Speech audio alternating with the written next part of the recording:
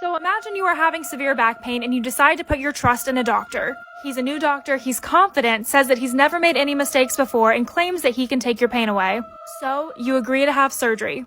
It seems that everyone around this doctor really likes him, so you agree in hopes that the surgery is going to provide some sort of relief. However, you wake up after surgery and you've lost the ability to move your legs. Was this spinal cord injury just a medical mishap? Or did this doctor intentionally try to kill you? Well, Dr. Christopher Daniel Duntsch, a former neurosurgeon working in Dallas, ended up getting the nickname of Dr. Death. 33 out of 38 of his patients were seriously injured and 2 were killed.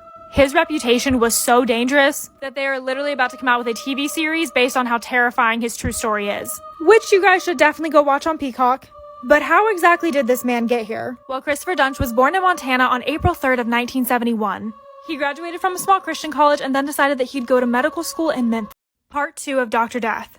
So Christopher Duntsch had such a promising beginning. He ended up getting into the University of Tennessee Health Science Center, and during his time there, he ran labs, raised millions of dollars in grant funding. He was listed as one of 3 inventors on a successful patent, and he also gave a stem cell research tour to the governor of Tennessee. And while this seems amazing, there was already some issues. He ended up giving himself more credit than what was due for those patents, as opposed to his partners who were trying to create cells from culture to eliminate the need for human extraction. Also, later on his resume, he ended up saying that he graduated from St. Jude's Children's Hospital, getting a doctorate in microbiology whenever they said they didn't even have that program at that time. But it didn't take him long to set his sights on neurosurgery. Because of how hard being a neurosurgeon is, you're required to participate in around 1,000 surgeries during your residency.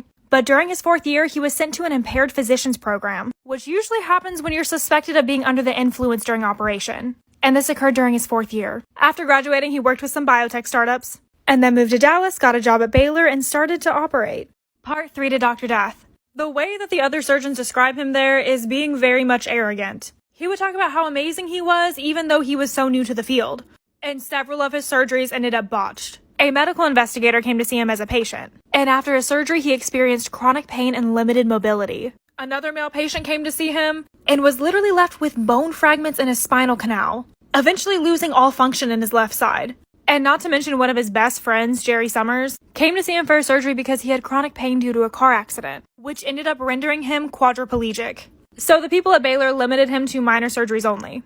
And then a mom of 2 girls came to see him for a routine surgery, in which she lost so much blood that she lost her life. And during the operation, Dr. Duntsch ignored that anything was going wrong. He just continued the surgery. So Baylor was absolutely done with him and kicked him out. So he moved on to Dallas Medical Center. He ended up getting temporary privileges until they received his records from Baylor. This was a huge mistake. Dr. Death Part 4. So at this new surgery center, he literally lasted for less than a week. His privileges were pulled after he killed yet another patient and paralyzed another.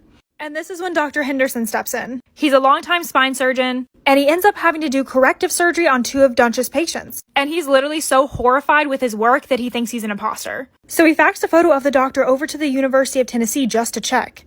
And it really started to seem like he knew what not to do and was doing it on purpose. Anyone with a basic anatomy class would have done better. Since he was only temporary, the hospital was not required to report him. And Dr. Duntsch ended up getting 2 more jobs after this, and severely hurting more people. One was left temporarily paralyzed, but with permanent pain. And the other one, he mistook a neck muscle for a tumor, and cut a hole in his esophagus and left a surgical sponge in his throat. And the surgeon that came in to pick up the pieces afterwards referred to Dr. Death as a crazed maniac, and even said that it was clear that he was trying to kill his patient. It was obvious Texas was going to have to find a way to remove his license. Dr. Death Part 5. So after a lot of investigating, Texas Medical Board revoked his license. And this happened on December 6th of 2013. And his life was just in disarray after this. He went bankrupt. It was literally caught on the Walmart camera stealing merchandise, and was arrested. There was still a possibility that he could get a medical license somewhere else, so they had to pursue criminal charges. They opened up an investigation, got him arrested, and started a trial. And during this trial, a lot of things came out. There was clear dangerous behavior between him and one of his long-term ex-girlfriends, and also another side piece of his. And one of his most damning pieces of evidence was an email of his that he was writing to a lover, comparing himself to Einstein and God, and basically stating that he was ready to leave kindness and goodness behind and become a cold-blooded killer.